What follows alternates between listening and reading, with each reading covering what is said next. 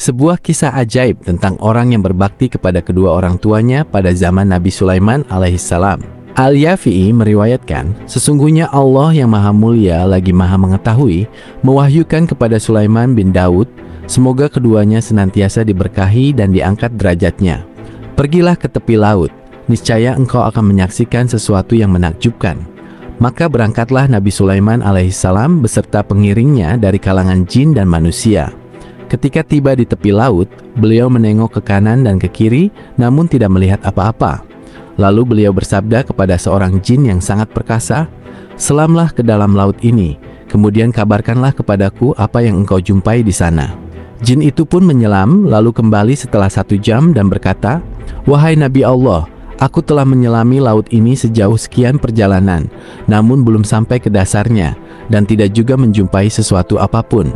Kemudian beliau bersabda kepada jin perkasa yang lain, "Selamlah ke dalam laut ini, dan kabarkanlah apa yang engkau temukan." Jin itu pun menyelam, lalu kembali setelah 1 jam dan menyampaikan perkataan yang serupa dengan jin yang pertama.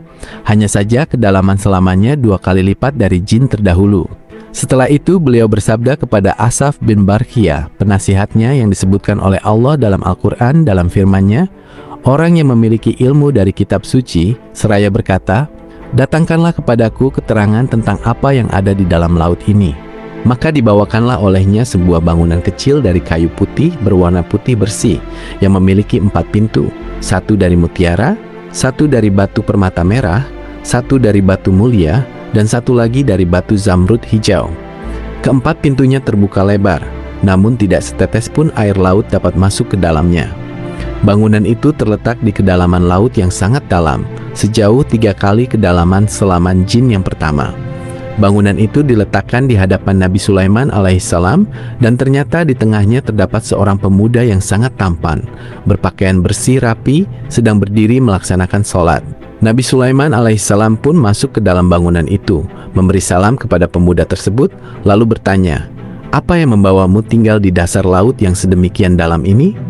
Jawab pemuda itu, "Wahai Nabi Allah, dahulu ayahku adalah seorang yang lumpuh dan tidak dapat berjalan, sedangkan ibuku buta matanya.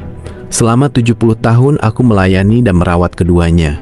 Ketika saat menjemput ajal ibuku tiba, dia berdoa, 'Ya Allah, panjangkanlah umur anakku dalam ketaatan kepadamu.'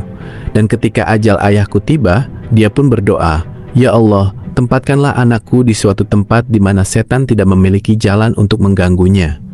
Setelah menguburkan keduanya, aku pergi ke tepi laut ini. Di sanalah aku melihat bangunan ini telah tersedia, lalu aku masuk ke dalamnya untuk melihat keindahannya. Tiba-tiba datanglah seorang malaikat yang mengangkat bangunan ini bersamaku yang ada di dalamnya, lalu menurunkanku ke dasar laut ini." Nabi Sulaiman bertanya lagi, "Pada zaman kapan engkau datang ke tepi laut itu?" Jawabnya, "Pada zaman Nabi Ibrahim al-Khalil alaihissalam." Maka Nabi Sulaiman memperhitungkan waktunya, dan ternyata usianya telah mencapai 1400 tahun.